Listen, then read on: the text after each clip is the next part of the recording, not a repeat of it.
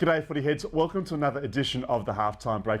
My name is Chris Weaver and after a week's absence I'm joined once again by Tom Brown. How are you going? Great, and it's great to be here this week, Chris, for the Halftime Break, and I can't wait for this weekend's first round of the finals. Another chapter of the Hawthorn versus Essendon rivalry was written at the MCG on Saturday afternoon. 25 or 26 years of pure hatred between the clubs, and it all spilled over during the third term. Matthew Lloyd's bump though, Tom, on Brad Sewell. It was the game-turning moment. A couple of questions to arise from it. Were there worse incidents that occurred, and should Essendon have gone further in their defence of their captain at the match review panel? Yeah, I think there were, Chris. On the first point, Chance Bateman's hit on Lloyd wasn't much better, and I think Essendon should have perhaps pursued it a little bit further. I think 4 weeks was a bit of an overkill. He did fracture the cheekbone of Brad Sewell, so perhaps a couple of weeks were justified. But geez, it was all on, wasn't it? And I think the instances that occurred after the match, which we'll get to a bit later on, were just absolutely ridiculous on the part of Hawthorn. Game though, all around, on and off field, had a fantastic finals atmosphere.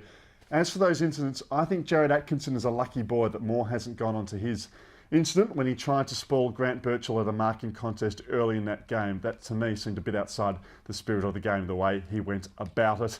The top four sides, meantime, well, they clashed on Sunday evening at Etihad Stadium. Collingwood and Western Bulldogs, and despite a 24-point win to the Western Bulldogs, it seems that Collingwood, Tom, probably have as good a reason as the Bulldogs to be happy with the way the result went. Yeah, the result suited the Pies. I think the Pies will be quite happy to play St Kilda this Sunday. It gives them the 7 to 8 day break. That extra half day could make a bit of a difference. And St Kilda, look, they beat Melbourne on the weekend. They did what they had to do, Chris, but they did lose their 2 games before that. So I think that Collingwood will be looking forward to playing St Kilda this Sunday, especially with that extra break, Chris. Yeah, question the game styles too. I think with St Kilda trying to drag sides into the corridor and Collingwood, meantime, happy to hug the boundaries. It will make for a fascinating cat and mouse contest. Yeah, just quickly on that though, you can't avoid the opposition at this time of year. It's September, and at the end of the day, you've got to beat who you play. So I think whilst Collingwood will favour that result, you've got to beat who you're playing. Speaking of beating who you're playing, Carlton, meantime, went from 5th to 7th on Saturday as a consequence of results going against them once they lost dismally to Adelaide.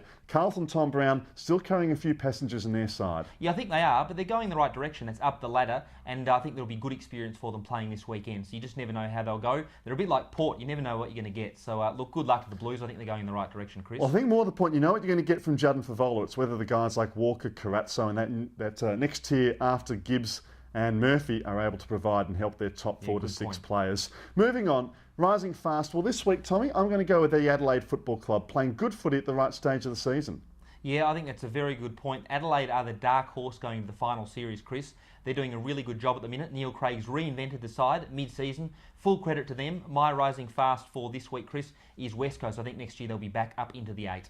Two sides too that tactically do very well. West Coast under John Worsfold played well out the last 4 rounds of the season, while Adelaide know when to zone off and play man-to-man footy as is required in games. Sinking ship though, going to the other side of the South Australian city of churches, Port Adelaide for mine. Lack of direction at the moment. Stars are retired. Mark Williams still yet to sign his new contract. Yeah, that's just getting stranger by the minute. My sinking ship, Chris, is Richmond. They're even worse on the weekend. They're already sinking. They're sinking further. I hope that Damien Hardwick can correct what's going on down there over the summer. Of course, Nathan Brown is not going to play on either next year at the direction of Richmond. I felt a bit sorry for him on Saturday. He sounded pretty dejected, Chris. Yeah, end of the season could not come fast enough for the Tigers as it occurred. The Fat, meantime, Tommy, a lot will go on this week, it seems, with the match review panel, and also the comments which happened after the game on Saturday evening, particularly around Campbell Brown and Alistair Clarkson. Yeah, Essendon were funny on Sunday, Chris. They came out in the media and said that they didn't like it being played out in the media.